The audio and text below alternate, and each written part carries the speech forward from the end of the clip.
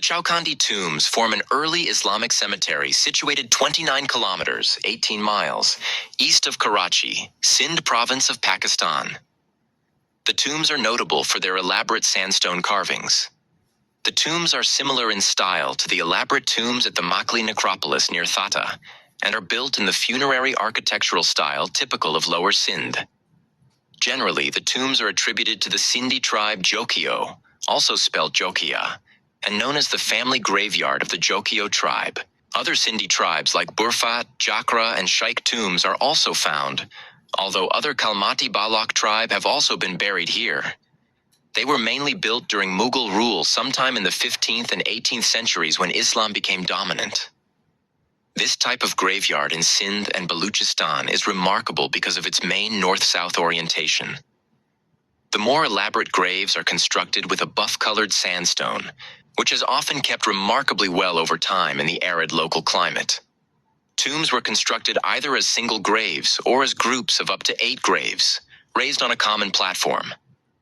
A typical sarcophagus consists of 6 vertical slabs, with 2 long slabs on each side of the grave indicating the length of the body, and the remaining 2 vertical slabs on the head and foot side. These 6 slabs are covered by a second sarcophagus consisting of 6 more similar vertical slabs but smaller in size, giving the grave a pyramid shape.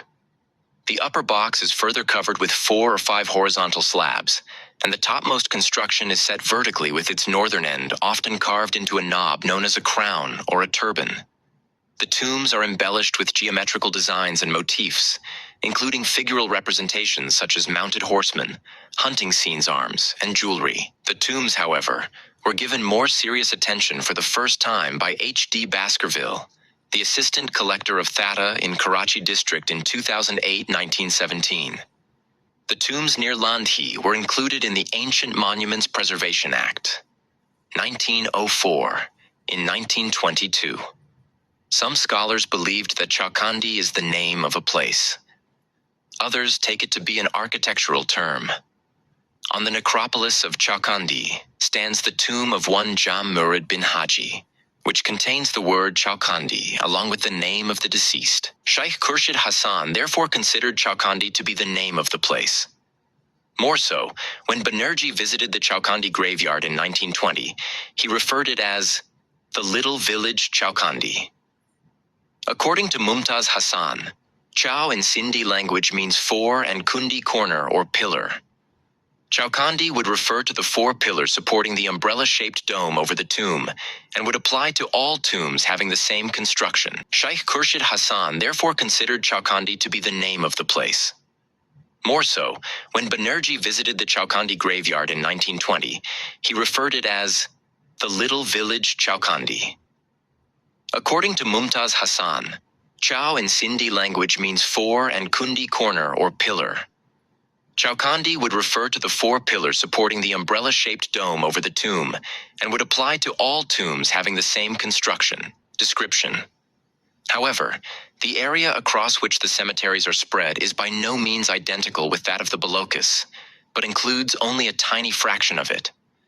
For this reason, the term Balak tombs does not appear very accurate.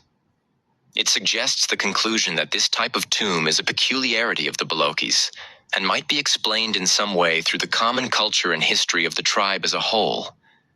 Although there is no evidence of this, it would seem to make better sense to assign to the tombs the name of the subgroup of the tribe to which they can genuinely be traced, assuming that this could be identified with any precision. Similar difficulties arise when one attempts to attribute the tombs to any tribe other than the Balochis. Pakistani professor Mirza Mahad Baig visited Sindh at the end of the 20th century and examined some of the tombs. He pointed out to Rajput influences in the Chaukhandi necropolis. He mentioned that it is well known that many Munda warrior groups have family ties with the so-called Rajput tribes of Rajasthan and Gujarat.